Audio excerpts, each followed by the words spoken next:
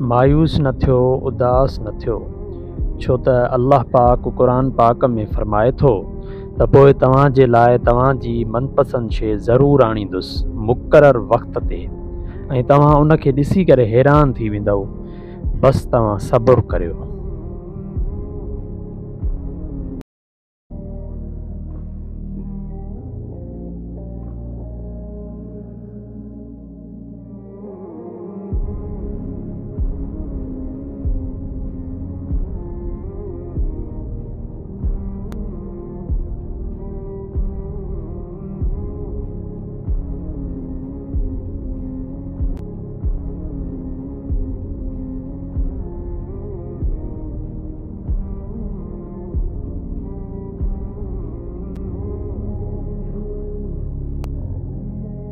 माण्हू वॾा धोखेबाज़ अथव, मिठियूं मिठियूं ॻाल्हियूं करे तव्हां खे